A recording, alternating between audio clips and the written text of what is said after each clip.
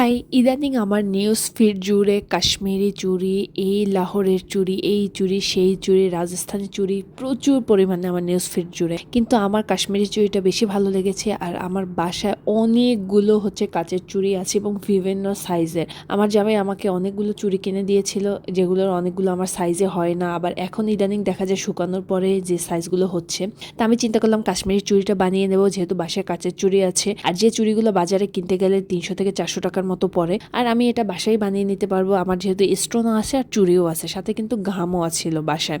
এরপরে আমি আমার সাইজ অনুযায়ী একটা চুড়ি নিয়ে নিয়েছি। এটা একটা বাদামি কালারের একটা চুড়ি নিলাম। এবার আমি কাচের চুড়িতে গ্লু লাগিয়ে আমি খুব সাবধানে শোনের সাহায্যে একটা একটা করে স্টোন বসাতে ছিলাম। এটা বসাতে গিয়ে আমি লিটারলি কান্না করে দিতেছিলাম যে কি দরকার ছিল আমার এই চুড়ি নেয়া রাতের বেলা। এর চেয়ে আমি কাশ্মীরি চুড়ি 1000 টাকা ডজন হলেও আমার কেনা উচিত ছিল। কিন্তু ওই যে আমার ধৈর্য নেই, কিন্তু হারও মানবো না। তাই আমি চিন্তা করলাম যে না, এর একটা সঠিক সমাধান বের করতে হবে। এভাবে তো চুড়িতে স্টোন লাগালে দেখা যাবে আমি সারা রাতও বসে লাগালে 1 ডজন চুড়ি আমি কমপ্লিট করতে পারবো না, যেখানে আমি কমপ্লিট করতেছিলাম 3-4 ডজন। এরপর আমি একটা ক্যান্ডেলের গ্লাস নিয়েছিলাম। এটার ভিতরে আমি অনেকগুলো চুড়ি লাগিয়ে একসাথে গ্লু লাগিয়েছিলাম।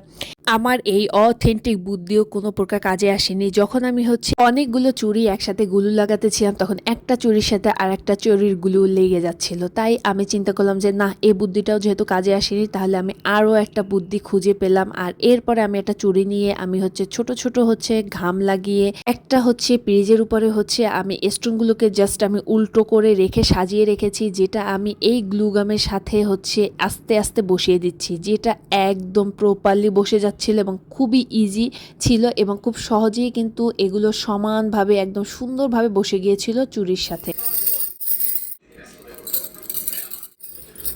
কাচের চুড়ির শব্দ আমার কাছে তো ভীষণ ভালো লাগে। আর এই চুড়িগুলো পরার পর কিন্তু অনেক বেশি সুন্দর লাগতেছিল। জাস্ট স্টোনগুলো একদম চিকিমিকি করতেছিল। আমার কাছে তো বেশ ভালো লেগেছে। সামনে যেহেতু পহেলা বৈশাখ, আর বাসায় যদি থাকে আপনার কাচের চুড়ি, তাই আপনি কিন্তু স্টোন লাগিয়ে বাসায় বানিয়ে ফেলতে পারেন এই সুন্দর কাচের কাশ্মীরি চুড়িগুলো। Thanks for watching.